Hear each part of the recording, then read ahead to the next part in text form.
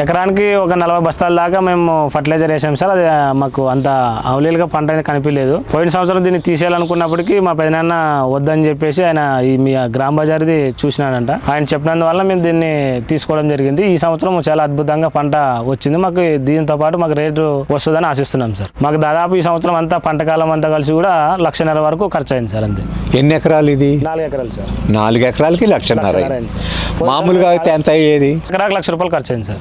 1,25,000. 1,25,000. Shining బాగుంది sir. Shining బాగుంది. Shining బాగుంది.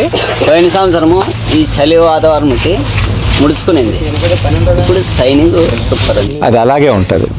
పోయిన సంవత్సరం ఇలా లేకుండా మీకు ఎప్పుడు ఈ అదే అంటుంది, ఇదే మీకు అసలు ఆ తేడానే కనపడుతుంది. తయారు కాలేదు కానీ హైదరాబాద్లో ఈ సైజు కాయలు కూడా ఒక్కొక్కసారి వచ్చేస్తాయి మార్కెట్లోకి. ఇక్కడ ఇంకా కాలేదు. అదే మనం కాలేదు కాబట్టి మనం పెడుతున్నాం. ఇది ఎన్ని హస్తాలు వస్తాయి? ఎన్ని? 12 సార్. 12, 14 వరకు కూడా 14. ఇప్పుడు అలాగ వస్తాయా ఇవన్నీ? వచ్చినా సార్. కొన్ని చెట్లు వచ్చినా, కొంచెం కొన్ని వచ్చినాయి, కొన్ని రాలే.